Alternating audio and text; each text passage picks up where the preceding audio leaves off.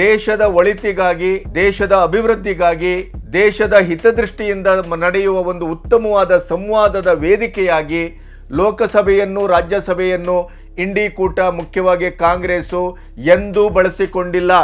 ಕೈಯಲ್ಲಿ ಸಂವಿಧಾನ, ಆದರೆ ಸಂವಿಧಾನದ ಆಶಯದ ಪ್ರಕಾರ ಉಪರಾಷ್ಟ್ರಪತಿಯ ಅಥವಾ ಸಭಾಪತಿಯ ವಿರುದ್ಧವಾಗಿ ಅವಿಶ್ವಾಸವನ್ನ ಮಂಡಿಸಬಹುದು ಅಂತ ಆದರೆ ಅದಕ್ಕೆ ಇರುವಂತ ಸಾಂವಿಧಾನಿಕವಾದ ಅರ್ಹತೆ ಏನು? ಜಗದೀಪ್ ಧನ್ಕರ್ ವಿರುದ್ಧ ಒಂದು ಅವಿಶ್ವಾಸ ಮಂಡನೆಯನ್ನ ಮಾಡಿ ಅವರನ್ನ ಪದಚ್ಯುತಗೊಳಿಸುವ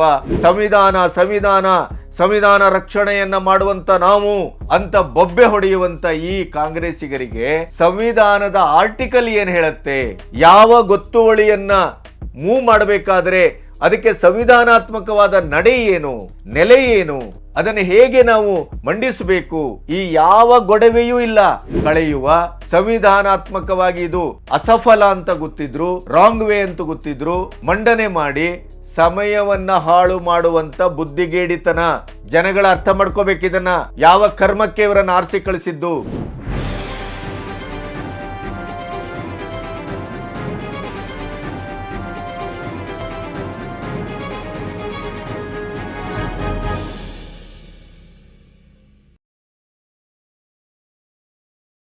ನಮಸ್ತೆ, ಬಿ ಗಣಪತಿ ನ್ಯೂಸ್ ಚಾನಲ್ಗೆ ಸ್ವಾಗತ. ಕೊನೆಗೂ ರಾಜ್ಯಸಭೆಯಲ್ಲಿ ಒಂದು ಷಡ್ಯಂತ್ರವನ್ನು ರೂಪಿಸಿ ಎಲ್ಲೋ ಒಂದು ಕಡೆ ಸಭಾಪತಿಯವರನ್ನು, ಉಪರಾಷ್ಟ್ರಪತಿಗಳನ್ನು ಮುಜುಗರಕ್ಕೆ ಈಡು ಮಾಡುವ ಮತ್ತು ಆ ಮೂಲಕ ಸಂಸತ್ತಿನ ಕಲಾಪವನ್ನು ಸಂಪೂರ್ಣವಾಗಿ ಧ್ವಂಸಗೆಡುವ ಒಂದು ಷಡ್ಯಂತ್ರ ಏನಿತ್ತು, ಕಾಂಗ್ರೆಸ್ಸಿಂದು ಕುತಂತ್ರ ಏನಿತ್ತು, ಅದು ಕೊನೆಗೂ ಫ್ಲಾಪ್ ಶೋ ಆಗಿದೆ, ನಿರರ್ಥಕ ಆಗಿದೆ. ಅಸಂವಿಧಾನಿಕವಾದಂಥ ನಡೆಗೆ ಸಂವಿಧಾನಾತ್ಮಕವಾದಂಥ ಜಯ ದೊರಕಿದೆ. ಈ ಕಾಂಗ್ರೆಸ್ಸು ಪ್ರತಿ ಅಧಿವೇಶನವನ್ನು ನೀವು ಕಳೆದ 10 ವರ್ಷದಿಂದ ಇವತ್ತಿನವರೆಗೆ ಮೋದಿಯವರ ಅಧಿಕಾರದಲ್ಲಿ ನಡೆದಂಥ ಪ್ರತಿ ಅಧಿವೇಶನವನ್ನು ನೀವು ಗಮನಿಸಿದರೆ, ಈಗ ಮೊದಲನಾಗಲ್ಲ, ನಿಮಗೆ ಎಲ್ಲ ವಿಡಿಯೋಗಳು ಲಭ್ಯವಿದೆ. ಅದನ್ನು ನೀವು ಕಂಪ್ಲೀಟ್ ಆಗಿ ಒಂದು ಗಮನಿಸಿದರೆ, ದೇಶದ ಒಳಿತಿಗಾಗಿ, ದೇಶದ ಅಭಿವೃದ್ಧಿಗಾಗಿ, ದೇಶದ ಹಿತದೃಷ್ಟಿಯಿಂದ ನಡೆಯುವ ಒಂದು ಉತ್ತಮವಾದ ಸಂವಾದದ ವೇದಿಕೆಯಾಗಿ ಲೋಕಸಭೆಯನ್ನು, ರಾಜ್ಯಸಭೆಯನ್ನು ಇಂಡಿ ಕೂಟ, ಮುಖ್ಯವಾಗಿ ಕಾಂಗ್ರೆಸ್ಸು ಎಂದೂ ಬಳಸಿಕೊಂಡಿಲ್ಲ. ಬಳಸುವಂಥ ಇಚ್ಛಾಶಕ್ತಿಯನ್ನು ಹೊಂದಿಲ್ಲ. ಗಲಾಟೆ, ದೊಂಬಿ, ಅನಾವಶ್ಯಕವಾದ ವಿಚಾರ, ಕ್ಷುಲ್ಲಕವಾದಂಥ ವಿಚಾರ ಯಾವುದೂ ಕೂಡ ಒಂದು ದೇಶದ ದೃಷ್ಟಿಯಿಂದ ಚರ್ಚೆಗೆ ಯೋಗ್ಯವಾದಂಥ ವಿಚಾರ ಅಂತ ಅನ್ನಿಸುವಂಥ ಸಾಧ್ಯತೆಯೇ ಇಲ್ಲದಂಥ ವಿಷಯ ಮತ್ತು ವಿಚಾರಗಳನ್ನು ಇಟ್ಟುಕೊಂಡು ಕಲಾಪವನ್ನು, ಜನರ ತೆರಿಗೆಯ ಹಣವನ್ನು ಸಂಪೂರ್ಣವಾಗಿ ಹಾಳುಗೆಡುವಂಥ ಮೂರ್ಖತನದ ಮತ್ತು ಅಸಂವಿಧಾನಿಕವಾದಂಥ ಕೆಲಸವನ್ನೇ ಮಾಡಿಕೊಂಡು ಬಂದಿದೆ.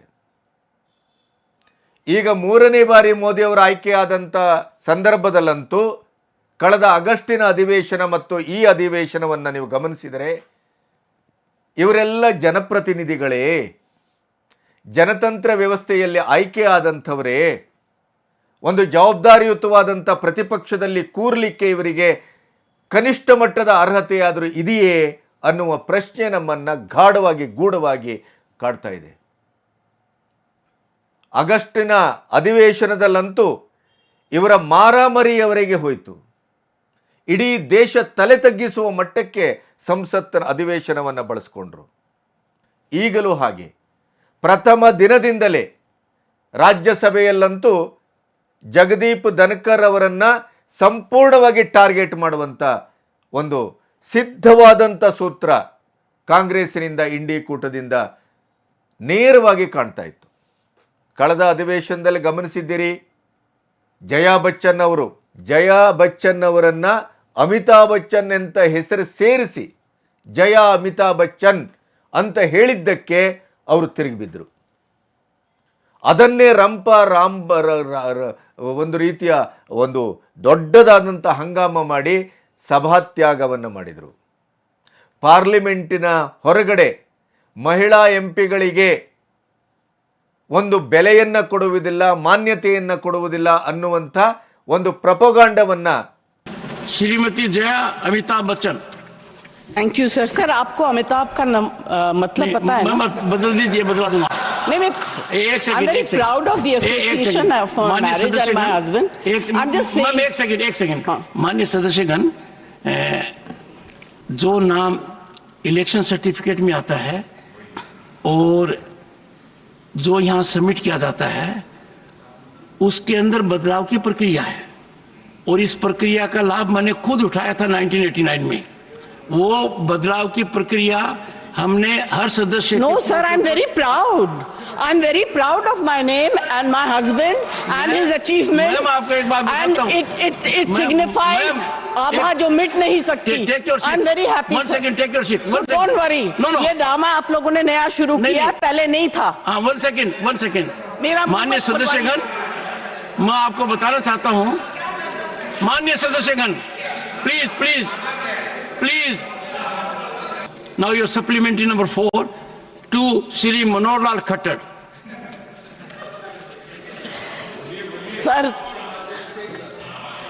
सर इनके नाम के आगे इनकी पत्नी का नाम भी लगा दीजिए या उसके बाद. एक सेकंड बताऊं मैं आपको. सर ये बार मैंने. Sir I am not against this. नहीं. बट मैंने this is incorrect sir. It is incorrect. ನಿರ್ಮಿಸಿದರು. ಜಗದೀಪ್ ಧನ್ಕರ್ ಏನು ಹೇಳಿದರು? ನಿಮ್ಮ ಪೂರ್ಣ ಹೆಸರನ್ನು ಹೇಳಿದ್ದೇನೆ. ನೀವು ಯಾವುದೇ ಮಹಾನ್ ನಟಿಯಾಗಿ ಏನೇ ಆಗಲಿ, ಸೆಲೆಬ್ರಿಟಿ ಆಗಲಿ, ಈ ರಾಜ್ಯಸಭೆಗೆ ಅದರದೇ ಆದಂಥ ಒಂದು ಘನತೆ, ಗೌರವ, ಸಾಂವಿಧಾನಿಕ ಚೌಕಟ್ಟಿದೆ, ಅದರ ಪ್ರಕಾರ ನಡ್ಕೊಳ್ಳಿ ಅಂತಂದರು. ಅಲ್ಲಿ ತಪ್ಪೇನಿದೆ? ಆಮೇಲೆ ಜಗದೀಪ್ ಧನ್ಕರ್ ಅವರ ಒಂದು ಇಡೀ ಶುದ್ಧವಾದಂಥ ಒಂದು ರಾಜಕೀಯ ಜೀವನ, ಚರಿತ್ರೆಗೆ ಯೋಗ್ಯವಾದಂಥ ರಾಜಕೀಯ ಜೀವನ, ಅತ್ಯಂತ ಜ್ಞಾನಿ, ಅನುಭವಿ. ಅವರು ಯಾವತ್ತೂ ಎಲ್ಲಿಯೂ ಪಕ್ಷಪಾತವನ್ನು ಮಾಡಿದವರಲ್ಲ ಅಥವಾ ಅನಾವಶ್ಯಕವಾಗಿ ಯಾವುದೇ ರೀತಿಯ ಒಂದು ಮಾತು, ಕತೆ, ವ್ಯವಹಾರವನ್ನು ನಡೆಸಿದವರಲ್ಲ. ಅವರು ಈ ದೇಶದ ಘನತೆವೆತ್ತ ಉಪರಾಷ್ಟ್ರಪತಿ ಮತ್ತು ರಾಜ್ಯಸಭಾದ ಸಭಾಧ್ಯಕ್ಷರು. ಅವರ ಬಾಡಿ ಲ್ಯಾಂಗ್ವೇಜನ್ನು, ಅವರ ಇಡೀ ವರ್ತನೆಯನ್ನು, ಅವರ ಮಾತಿನ ಧಾಟಿಯನ್ನು ಪ್ರತಿ ಒಂದನ್ನು ಇಟ್ಟುಕೊಂಡು ಇದೇ ಖರ್ಗೆ ಅವರು, ಇದೇ ರಾಹುಲ್ ಗಾಂಧಿ ಅವರು, ಇದೇ ಇಂಡಿ ಕೂಟ ಸಂಸತ್ತಿನ ಒಳಗಡು, ರಾಜ್ಯಸಭೆಯ ಒಳಗೆಯೂ ಮತ್ತು ರಾಜ್ಯಸಭೆಯ ಸಂಸತ್ತಿನ ಹೊರಗಡೆ ಕೂಡ ಅದನ್ನು ಗೇಲಿ ಮಾಡಿದರು, ವ್ಯಂಗ್ಯ ಮಾಡಿದರು, ಮಿಮಿಕ್ರಿ ಮಾಡಿದರು. ಅದನ್ನು ನಮ್ಮ ಈ ಘನತೆವೆತ್ತಂಥ ಸಾಂವಿಧಾನಿಕ ಹುದ್ದೆಯಲ್ಲಿದ್ದಂಥ ರಾಹುಲ್ ಗಾಂಧಿಯವರು ಅದನ್ನು ವಿಡಿಯೋ ಮಾಡುವಂಥ ಕೆಲಸವನ್ನು ಮಾಡಿದರು. ಇವನ್ನೆಲ್ಲ ನೀವು ಗಮನಿಸ್ತಾ ಬಂದರೆ ಜಯರಾಮ್ ರಮೇಶ್ ಇರ್ಬೋದು, ಖರ್ಗೆ ಅವರು ಇರ್ಬೋದು. ಖರ್ಗೆ ಅವರಂತೂ ಜಾತಿ ನಿಂದನೆ ಮಾಡ್ತೀರಿ, ವರ್ಣ ನಿಂದನೆ ಮಾಡ್ತೀರಿ ಅಂತ ಜಗದೀಪ್ ಧನ್ಕರ್ ಅವರ ಎದುರು ರಾಜ್ಯಸಭೆಯಲ್ಲಿ ಭಾಳ ದೊಡ್ಡ ಹಂಗಾಮವನ್ನೇ ಮಾಡಿದರು. ಆದರೆ ಅದಕ್ಕೆ ಯಾವುದೇ ರೀತಿಯ ಸಕಾರಣವಾದಂಥ, ತಾರ್ಕಿಕವಾದಂಥ ಒಂದು ನೆಲೆಯೇ ಇರಲಿಲ್ಲ. ಅದೇ ಇಲ್ಲಿ ಜಮೀರ್ ಅಹಮದ್ ಒಬ್ಬ ಕೇಂದ್ರ ಸಚಿವನನ್ನು, ಜನತಾದಳದ ಧುರೀಣರನ್ನು, ಒಕ್ಕಲಿಗ ಸಮುದಾಯದ ನಿರ್ಣಾಯಕವಾದಂಥ ಒಬ್ಬ ನಾಯಕನನ್ನು ಕರಿಯ ಅಂತ ಸಂಬೋಧಿಸಿದರು. ಶ್ರಮ ಸಂಸ್ಕೃತಿಗೆ ಅವಮಾನ ಮಾಡಿದರು, ಅಪಚಾರ ಮಾಡಿದರು. ಅದು ವರ್ಣಭೇದ ಅಂತ ಅನಿಸಿಲ್ಲ ಇವರಿಗೆ, ಅದು ವರ್ಗ ನಿಂದನೆ ಅಂತ ಅನಿಸಿಲ್ಲ. ಇಲ್ಲಿ ಅನಾವಶ್ಯಕವಾಗಿ ನಾನು ಯಾಕೆ ಇದನ್ನೆಲ್ಲ ಕೋಟ್ ಮಾಡಿದೆ ಅಂತಂದರೆ, ಸಂಪೂರ್ಣವಾಗಿ ಜಗದೀಪ್ ಧನ್ಕರ್ ಅವರನ್ನು ಟಾರ್ಗೆಟ್ ಮಾಡ್ತಾ ಇದೆ ಕಾಂಗ್ರೆಸ್ಸು ಮತ್ತು ಇಂಡಿ ಕೂಟ. ಮತ್ತು ಈ ಅಧಿವೇಶನವನ್ನು ಸಂಪೂರ್ಣವಾಗಿ ಅದನ್ನು ಹಳಿ ತಪ್ಪಿಸಬೇಕು, ದೊಂಬಿ ಗಲಾಟೆ ದಾಂಧಲೆಯ ಅಖಾಡವಾಗಿಸಬೇಕು. ಯಾವುದೇ ರೀತಿಯಲ್ಲೂ ಸುಸೂತ್ರವಾಗಿ ಲೋಕಸಭೆಯಲ್ಲೂ ರಾಜ್ಯಸಭೆಯಲ್ಲೂ ಕಲಾಪ ನಡೆಯಲಿಕ್ಕೆ ಬಿಡಕೂಡದು ಅನ್ನುವುದೇ ಚಳಿಗಾಲದ ಅಧಿವೇಶನದ ಪ್ರಥಮ ದಿನದಿಂದಲೇ ಅಜೆಂಡಾ ಇಂಡಿ ಕೂಟದ್ದು. ಅದರ ಒಂದು ಭಾಗವಾಗಿ ಜಗದೀಪ್ ಧನ್ಕರ್ ಅವರ ವಿರುದ್ಧ ಅವಿಶ್ವಾಸ ಮಂಡನೆಯನ್ನು ಮಾಡಲಿಕ್ಕೆ ಮುಂದಾದರು. ಕೈಯಲ್ಲಿ ಸಂವಿಧಾನ, ಆದರೆ ಸಂವಿಧಾನದ ಆಶಯದ ಪ್ರಕಾರ ಉಪರಾಷ್ಟ್ರಪತಿಯ ಅಥವಾ ಸಭಾಪತಿಯ ವಿರುದ್ಧವಾಗಿ ಅವಿಶ್ವಾಸವನ್ನು ಮಂಡಿಸಬಹುದು ಅಂತಾದರೆ ಅದಕ್ಕೆ ಇರುವಂಥ ಸಾಂವಿಧಾನಿಕವಾದ ಅರ್ಹತೆ ಏನು? ಅದರ ಬಗ್ಗೆ ಕನಿಷ್ಠವಾದ ಆಲೋಚನೆಯೂ ಇಲ್ಲ.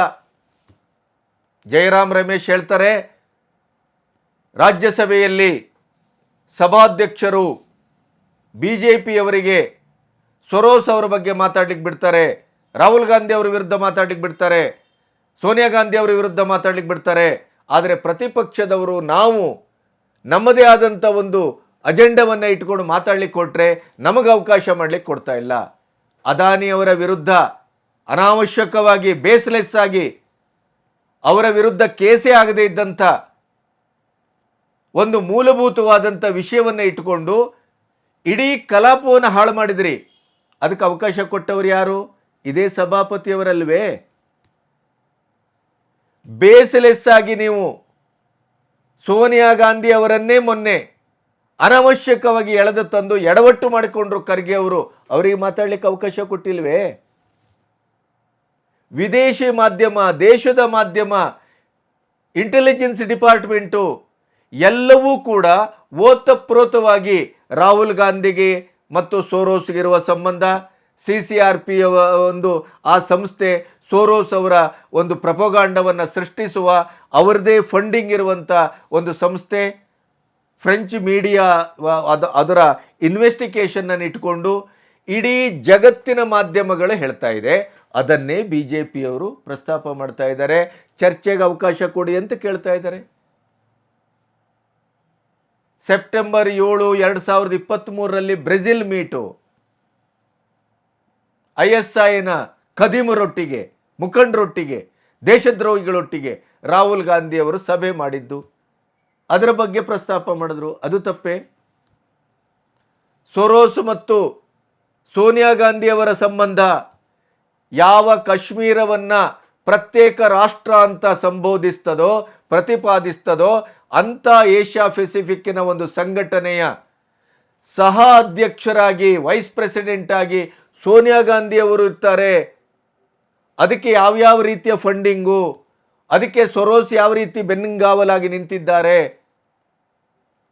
ಈ ಭಾರತವನ್ನು, ಈ ಅಖಂಡ ದೇಶವನ್ನು ಹೇಗೆ ಬರ್ಬಾದ್ ಮಾಡಲಿಕ್ಕೆ ಆ ದರಿದ್ರಿ ಸೊರೋಸನಂಥ ಒಬ್ಬ ವಿದೇಶಿ ಶಕ್ತಿ ಹೇಗೆ ಹೂಂಕಾರ ಮಾಡ್ತಾ ಇದ್ದಾನೆ, ಊಟ ಮಾಡ್ತಾ ಇದ್ದಾನೆ. $1 ಮಿಲಿಯನ್ ಹಣವನ್ನು 24ರ ಚುನಾವಣೆಯಲ್ಲಿ ಮೋದಿಯವರನ್ನು ಇಳಿಸಲಿಕ್ಕೆ ಹೇಗೆ ಅವನು ಇಲ್ಲಿ ಫಂಡ್ ರೈಸನ್ನು ಇಂಡಿ ಕೂಟಕ್ಕೋ ಕಾಂಗ್ರೆಸ್ಸಿಗೋ ಅಂತೂ ಮೋದಿಯವರ ವಿರುದ್ಧವಾಗಿ ನಿಂತಂಥ ವಿರೋಧ ಪಕ್ಷಗಳಿಗೆ ಅವನು ವ್ಯಯ ಮಾಡಿದ್ದಾನೆ. ಅದು 100% ದಾಖಲೆ ಇದೆ. ಇದರ ಬಗ್ಗೆ ಚರ್ಚೆ ಆಗಬೇಕು ಅಂತ ಹೇಳಿದರೆ ಇದು ತಪ್ಪೇನು? ಅವರು ಚರ್ಚೆಗೆ ಅವಕಾಶ ಕೊಡ್ತೀರಿ, ನಮಗೆ ಮಾತಾಡಲಿಕ್ಕೆ ಅವಕಾಶ ಕೊಡೋದಿಲ್ಲ, ಪಕ್ಷಪಾತ ಮಾಡ್ತಾ ಇದ್ದಾರೆ. ಆದ್ದರಿಂದ ಅವಿಶ್ವಾಸ ಗೊತ್ತುವಳಿಯನ್ನು ಮಂಡಿಸ್ತೇವೆ. ನೆನಪಿದೆಯಾ ನಿಮಗೆ 2018ರ ಕೊನೆ ಭಾಗ, ಸಿದ್ದರಾಮಯ್ಯನವರ ಮೊದಲ ಮುಖ್ಯಮಂತ್ರಿತ್ವದ ಆಡಳಿತ. ಆವಾಗ ರಮೇಶ್ ಕುಮಾರ್ ಅವರು ಸಭಾಧ್ಯಕ್ಷರಾಗಿ ಸಂವಿಧಾನದ ಎಲ್ಲ ಆಶಯವನ್ನು ಗಾಳಿಗೆ ತೂರಿ ಸಂಪೂರ್ಣವಾಗಿ ಆಡಳಿತ ಪಕ್ಷಕ್ಕೆ ಅದರ ಪರವಾಗಿ ಬ್ಯಾಟಿಂಗ್ ಮಾಡಿದಂಥ ರಮೇಶ್ ಕುಮಾರ್ ಇಡೀ ದೇಶದ ಮಾಧ್ಯಮದಲ್ಲಿ ಅದು ಪ್ರಚುರ ಪಡಿಸ್ತು. ಇಡೀ ದೇಶದ ಮಾಧ್ಯಮ ಅದನ್ನು ಪ್ರಕಟಪಡಿಸ್ತು. ಒಬ್ಬ ಸಭಾಧ್ಯಕ್ಷರು ಆಡಳಿತ ಪಕ್ಷದ ಪರವಾಗಿ ಸಂಪೂರ್ಣವಾಗಿ ಏಕಪಕ್ಷೀಯವಾಗಿ ನಿಂತಿದ್ದಾರೆ ಅಂತ. ಆದರೆ BJP ಅವತ್ತು ಸಂವಿಧಾನಾತ್ಮಕವಾಗಿಯೇ ಸಭಾಧ್ಯಕ್ಷರ ವಿರುದ್ಧ ಅವಿಶ್ವಾಸ ಮಂಡನೆಯನ್ನು ಮಾಡಬಹುದಾಗಿತ್ತು, ಮಾಡಿಲ್ಲ. ಇಲ್ಲಿ ಜಗದೀಪ್ ಧನ್ಕರ್ ಅವರ ವಿರುದ್ಧವಾಗಿ ಈ ಅವಿಶ್ವಾಸ ಮಂಡನೆ ಚಳಿಗಾಲದ ಅಧಿವೇಶನದ ಪ್ರಥಮ ಹೆಜ್ಜೆ ಅಲ್ಲ. ಇದು ನೆನಪಿಡಿ, ಆಗಸ್ಟ್ನಲ್ಲಿ ನಡೆದಂಥ ಆ ಅಧಿವೇಶನದಲ್ಲಿ 70-75 ಜನರಿಗಿಂತ ಹೆಚ್ಚು ಜನರ ಸಹಿ ಸಂಗ್ರಹ ಮಾಡಿ ಅಲ್ಲಿ ಅವಿಶ್ವಾಸವನ್ನು ಮಂಡನೆ ಮಾಡಲಿಕ್ಕೆ ಇಂಡಿ ಕೂಟ ಹೊರಟಿತ್ತು. ಆದರೆ ಅಷ್ಟೊತ್ತಿಗೆ ಸಭಾ ಕಲಾಪ ಅಧಿವೇಶನ ಮುಕ್ತಾಯಗೊಂಡಿತು. ಅಲ್ಲಿಂದನೇ ಷಡ್ಯಂತ್ರ ಆರಂಭ ಆಗಿದೆ. ಅಲ್ಲಿಂದನೇ ಜಗದೀಪ್ ಧನ್ಕರ್ ವಿರುದ್ಧ ಒಂದು ಅವಿಶ್ವಾಸ ಮಂಡನೆಯನ್ನು ಮಾಡಿ ಅವರನ್ನು ಪದಚ್ಯುತಗೊಳಿಸುವ ಒಂದು ವ್ಯವಸ್ಥಿತವಾದಂಥ ಷಡ್ಯಂತ್ರ ಕಾಂಗ್ರೆಸ್ಸು ಆಗಸ್ಟ್ನಿಂದಲೇ ಆರಂಭಿಸಿದೆ. ಈಗ ಅದು ಕಾರ್ಯರೂಪಕ್ಕೆ ಬಂದಿದೆ. ಆದರೆ ಏನಾಯಿತು? ಅದರ ಪರಿಣಾಮ ಏನು? ಆರ್ಟಿಕಲ್ 67B ಸಂವಿಧಾನಾತ್ಮಕವಾಗಿ ಏನು ಹೇಳ್ತದೆ? ಸಂಪೂರ್ಣ ಮೆಜಾರಿಟಿ ಇದ್ದು ನಿಜವಾಗಿಯೂ ಪಕ್ಷಪಾತ ಮಾಡಿದಂಥ ಉದಾಹರಣೆಗಳು ಅಲ್ಲಿ ಲಭ್ಯವಾಗಿದ್ದರೆ ಉಪರಾಷ್ಟ್ರಪತಿ ಅಥವಾ ಸಭಾಧ್ಯಕ್ಷರನ್ನು ಪದಚ್ಯುತಗೊಳಿಸಬಹುದು. Article 67(b). ಅದರಲ್ಲಿ ಕೆಲವು ಕ್ಲಾಸ್ಗಳಿದೆ. 14 ದಿನದ ಮೊದಲು ನೋಟಿಸನ್ನು ಕೊಡತಕ್ಕದ್ದು. 14 ದಿನದ ಮೊದಲು ನೋಟಿಸ್ ಕೊಡದೆ ನೀವು ಯಾವುದೇ ಅವಿಶ್ವಾಸ ಗೊತ್ತುವಳಿಯನ್ನು ಮಂಡಿಸಲಿಕ್ಕೆ ಆಗೋದಿಲ್ಲ. ಸಂವಿಧಾನ ರಕ್ಷಣೆಯನ್ನು ಮಾಡುವಂಥ ನಾವು ಅಂತ ಬೊಬ್ಬೆ ಹೊಡೆಯುವಂಥ ಈ ಕಾಂಗ್ರೆಸ್ಸಿಗರಿಗೆ ಸಂವಿಧಾನದ ಆರ್ಟಿಕಲ್ ಏನು ಹೇಳುತ್ತೆ? ಯಾವ ಗೊತ್ತುವಳಿಯನ್ನು ಮೂವ್ ಮಾಡಬೇಕಾದ್ರೆ ಅದಕ್ಕೆ ಸಂವಿಧಾನಾತ್ಮಕವಾದ ನಡೆ ಏನು, ನೆಲೆ ಏನು, ಅದನ್ನು ಹೇಗೆ ನಾವು ಮಂಡಿಸಬೇಕು? ಈ ಯಾವ ಗೊಡವೆಯೂ ಇಲ್ಲ. ಸಂತೆಯಲ್ಲಿ 3 ಮೊಳ, ಬೀದಿಯಲ್ಲಿ ನಿಂತು ಜಗಳ ಮಾಡಿದ ಹಾಗೆ. ಮತ್ತೆ ಇವರು ದೇಶದ ಪ್ರಥಮ ಪ್ರಧಾನಿಯಾದ ನೆಹರು ಸಂಸ್ಕೃತಿಯ ಪರಿವಾರದವರು. ಇವರು 136 ವರ್ಷ ಇತಿಹಾಸ ಇದೆ ಅಂತ ಬೆನ್ನನ್ನು ಚಪ್ಪರಿಸಿಕೊಳ್ತಾರೆ. 59ಕ್ಕೂ ಹೆಚ್ಚು ವರ್ಷ ಆಡಳಿತವನ್ನು ಮಾಡಿದ್ದಾರೆ. ದೇಶದ್ರೋಹದಲ್ಲೂ ನಂಬರ್ 1, ದೇಶವನ್ನು ಬರ್ಬಾದ್ ಮಾಡೋದ್ರಲ್ಲೂ ನಂಬರ್ 1, ಎಲ್ಲದರಲ್ಲೂ ಇತಿಹಾಸ ಅವರದು. ಈಗಂತೂ ದೇಶದ ಒಳಗಿನ ದೇಶದ್ರೋಹಿಗಳೊಟ್ಟಿಗೆ, ದೇಶದ ಹೊರಗಿನ ವಿಚ್ಛಿದ್ರಕಾರಕ ಶಕ್ತಿಗಳೊಟ್ಟಿಗೆ ಟರ್ಕಿ, ಚೈನಾ, ಪಾಕಿಸ್ತಾನ್, ಬಾಂಗ್ಲಾ ಈ ಎಲ್ಲ ಭಾರತಕ್ಕೆ ಮುಗಿಬಿದ್ದು ಭಾರತವನ್ನು ಮುಗಿಸ್ಲಿಕ್ಕೆ ಹೊರಟಂಥ ಪಟ್ಟಭದ್ರ ಹಿತಾಸಕ್ತಿಗಳೊಟ್ಟಿಗೆ ಬಾಯಿ ಸಂಬಂಧ, ಮಿತ್ರತ್ವ, ಹಸ್ತಲಾಘವ. ಇಂಥ ಕೂಳರು, ಇಂಥ ದುಷ್ಟರು, ಇಂಥ ಪಾಖಂಡಿಗಳಿಂದ ನಾವು ದೇಶದ ಅಭಿವೃದ್ಧಿಯೋ, ದೇಶದ ಘನತೆಯೋ, ಗೌರವವನ್ನು ನಿರೀಕ್ಷೆ ಮಾಡಬೇಕು. ಇದಕ್ಕಿಂತ ದೌರ್ಭಾಗ್ಯ ಮತ್ತು ದುರಂತ ಇನ್ನೇನಾದರೂ ಇದೆಯೇ ಹೇಳಿ ನೋಡೋಣ. ಇಂಥ ಪಟ್ಟಿಂಗರೀಗ ಸಂವಿಧಾನವನ್ನು ಗಾಳಿಗೆ ತೂರಿ, ಸಂಸತ್ ವ್ಯವಸ್ಥೆಯ ಎಲ್ಲ ವ್ಯಾವಹಾರಿಕವಾದಂಥ ಚೌಕಟ್ಟನ್ನು ಮೀರಿ ಜಗದೀಪ್ ಧನ್ಕರ್ ವಿರುದ್ಧ ಅವಿಶ್ವಾಸ ಗೊತ್ತುವಳಿಯನ್ನು ಮಂಡಿಸ್ತಾರೆ. ಹಾಗಾದರೆ ಇದಕ್ಕೆ ಇರುವಂಥ ಸಾಧ್ಯತೆ ಏನು? ಅವಿಶ್ವಾಸ ಗೊತ್ತುವಳಿಯನ್ನು ಮಂಡಿಸಿದಾಗ ಅಲ್ಲಿ ಹಾಗಾದರೆ ಅದು ಪಾಸಾಗ್ಬಿಡುತ್ತೆಯೇ? ಅಂಥ ಶಕ್ತಿ ಇವರಿಗಿದೆಯೇ? ಮೊದಲು ರಾಜ್ಯಸಭೆಯಲ್ಲಿ ಅದು ಮಂಡನೆ ಆಗಬೇಕು, ಅಲ್ಲಿ ಓಕೆ ಆಗಬೇಕು, ಆ ನಂತರ ಲೋಕಸಭೆ. ಹಾಗಾದರೆ ಲೋಕಸಭೆಯಲ್ಲಿ 543ರಲ್ಲಿ 233 ಇಂಡಿಕೂಟ ಇದೆ, ಕಾಂಗ್ರೆಸ್ಸು 99. ಪೂರ್ಣವಾಗಿ 233 ಜನವೂ ಸಹಿ ಹಾಕಿದ್ದಾರೆ. ಈಗ 50 ಜನ ಸಹಿ ಹಾಕಿದ್ದಾರೆ. ಗೊತ್ತುವಳಿಗೆ 50 ಜನ ಸಹಿ ಹಾಕಿದ್ದು. 233 ಪ್ಲಸ್ 17 ಸ್ವತಂತ್ರರು, ಇಂಡಿಪೆಂಡೆಂಟ್ ಕ್ಯಾಂಡಿಡೇಟ್ಸ್, ಅವರು ಕೂಡಿ ವೋಟ್ ಹಾಕಿದ್ರು ಕೂಡ ನಿಮಗೆ ಲೋಕಸಭೆಯಲ್ಲಿ ಈ ಗೊತ್ತುವಳಿಗೆ 50% ಬೇಕು. ಒಟ್ಟು ಸಂಖ್ಯಾಬಲದ 50% ಬೇಕು ಮಿನಿಮಮ್ಮು. ಹೆಚ್ಚೆಷ್ಟು ಬರ್ಬೋದು? ಇದು 50% ಆಗತ್ತೆಯೇ? ಇಲ್ಲ. ಇನ್ನು ರಾಜ್ಯಸಭೆಯಲ್ಲಿ ಟೋಟಲ್ ಇರುವುದೆಷ್ಟು? 245 ಸದಸ್ಯರು. ಇಂಡಿಕೂಟ ಎಷ್ಟಿದೆ? 113. ಇಲ್ಲಿಯೂ ಆಗೋದಿಲ್ಲ. ಯಾವ ಕರ್ಮಕ್ಕೆ ಮಂಡನೆ ಮಾಡಿದ್ರಿ ಅಂದರೆ ನಿಮ್ಮ ಉದ್ದೇಶ ಏನು ಗೊತ್ತಾ? ವಕ್ಫ್ ತಿದ್ದುಪಡಿ ಒಂದು ಮಸೂದೆ, ಒಂದು ದೇಶ ಒಂದು ಚುನಾವಣೆ, 1 ನೇಷನ್ 1 ಎಲೆಕ್ಷನ್, ಇಂಥ 15ಕ್ಕೂ ಹೆಚ್ಚು ನಿರ್ಣಾಯಕವಾದ ಈ ದೇಶದ ಭವಿಷ್ಯವನ್ನು ನಿರೂಪಿಸುವ, ನಿರ್ಧರಿಸುವ ಒಂದು ಸೀಮೋಲ್ಲಂಘನದ ಚರಿತ್ರೆಯನ್ನು ಹುಟ್ಟುಹಾಕುವಂಥ 15ಕ್ಕೂ ಹೆಚ್ಚು ಮಸೂದೆ ಮಂಡನೆಯಾಗಲಿಕ್ಕಿದೆ ಈ ಅಧಿವೇಶನದಲ್ಲಿ.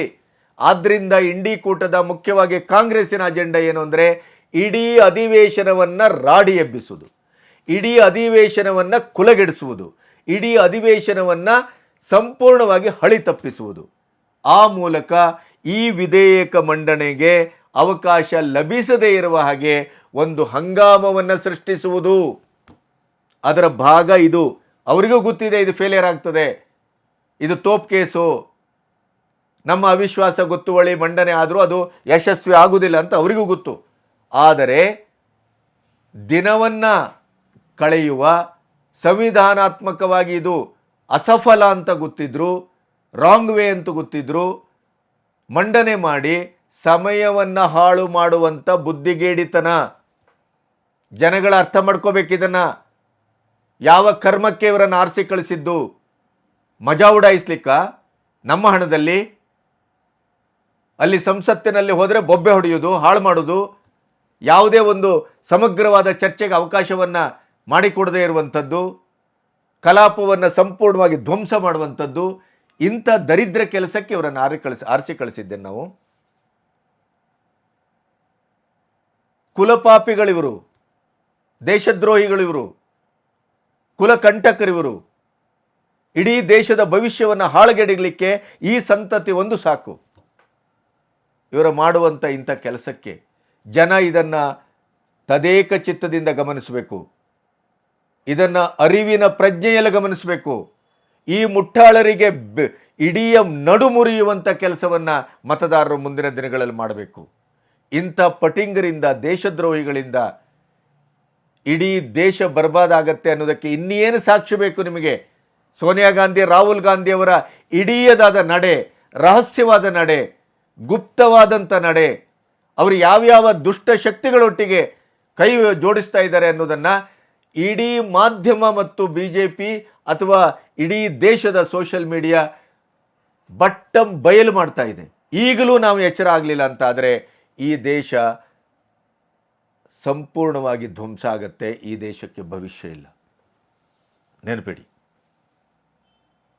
ಅಲ್ಪಸಂಖ್ಯಾತರ ಯಾವುದೇ ಧುರೀಣರು ಏನು ಬೇಕಾದರೂ ಸಂವಿಧಾನದ ವಿರುದ್ಧ, ನ್ಯಾಯಾಂಗದ ವಿರುದ್ಧ, ಕಾರ್ಯಾಂಗದ ವಿರುದ್ಧ ಮಾತಾಡ್ಬೋದು, ಸಂಸತ್ತಿನ ವಿರುದ್ಧ ಹೊಯ್ಕೈ ಮಾಡ್ಬೋದು, ಸವಾಲು ಹಾಕ್ಬೋದು, ಪ್ರಧಾನಿ ವಿರುದ್ಧ ಏಕವಚನದಲ್ಲಿ ಏನು ಬೇಕಾದರೂ ಮಾತಾಡ್ಬೋದು. ಅದಕ್ಕೆ ಯಾವ ದರಿದ್ರರು ಮಾತಾಡೋದಿಲ್ಲ. ಅದೇ ಈ ಸ್ವಾಮೀಜಿಗಳು ಇನ್ಯಾರೋ ಮಾತಾಡಿದರೆ ಕರ್ನಾಟಕದಲ್ಲಿ ಕಾಂಗ್ರೆಸ್ ಅಧಿಕಾರದಲ್ಲಿರುವಂಥ ಎಲ್ಲ ಸ್ಟೇಟ್ಗಳಲ್ಲೂ ಅವ್ರ ಮೇಲೆ ಕೇಸ್ ಆಗತ್ತೆ, ಅವರನ್ನು ಹಿಂಸೆ ಮಾಡಲಾಗ್ತದೆ. ಇಂಥ ಒಂದು ದುಸ್ಥಿತಿಯಲ್ಲಿ ನಾವು ನಿಂತಿದ್ದೇವೆ. ದೇಶದ ಜನಗಳು ಈಗಲಾದರೂ ಅರ್ಥ ಮಾಡಿಕೊಂಡು ವಾಸ್ತವವನ್ನು, ಸತ್ಯವನ್ನು, ಅದರ ಚಿತ್ರಣವನ್ನು ಅರ್ಥ ಮಾಡಿಕೊಂಡು ನಾವು ಮುಂದಿನ ನಡೆಯನ್ನು ನಿರ್ಧರಿಸದೇ ಇದ್ದರೆ ಮೋದಿ ಒಬ್ಬರು ಏನನ್ನೂ ಮಾಡಲಾರರು. ದೇಶವನ್ನು ಕಟ್ಟುವ ಕೆಲಸದಲ್ಲಿ 24 ಗಂಟೆಯನ್ನು ಅವರು ವ್ಯವಹಿಸ್ತಾ ಇದ್ದಾರೆ, ಪ್ರಾಮಾಣಿಕವಾಗಿ ವ್ಯವಹಿಸ್ತಾ ಇದ್ದಾರೆ. ಅವರಿಂದಲೂ ಏನೂ ಆಗಲಾರದು. ಜನ ಬೇಕು, ಜನ ಬೆಂಬಲ ಬೇಕು, ಜನರ ಅರಿವಿನ ಒಂದು ಸ್ಪಂದನ ಬೇಕು. ಈಗಲೂ ನಾವು ಆ ರೀತಿಯ ಒಂದು ಎಚ್ಚರವನ್ನು ಗೊಳ್ಳಲಿಲ್ಲ ಅಂತಾದರೆ, ಆ ಎಚ್ಚರದಲ್ಲಿ ನಾವು ಮುಂದಿನ ನಡೆಯನ್ನು ಹೊಂದುವುದಿಲ್ಲ ಅಂತಾದರೆ, ಹೆಜ್ಜೆಯನ್ನು ಇಡುವುದಿಲ್ಲ ಅಂತಾದರೆ ಇದಕ್ಕಿಂತ ದುರಂತ ಮತ್ತೊಂದಿಲ್ಲ ರೀ. ದೇಶದ್ರೋಹಿಗಳು ಅವರಲ್ಲ, ನಾವಾಗ್ತೇವೆ. ಆಗ ನಾವೇ ಈ ದೇಶವನ್ನು ಬರ್ಬಾದ್ ಮಾಡಲಿಕ್ಕೆ ಕಾರಣೀಭೂತರಾಗ್ತೇವೆ, ನೆನಪಿಡಿ. ನಮಸ್ತೆ.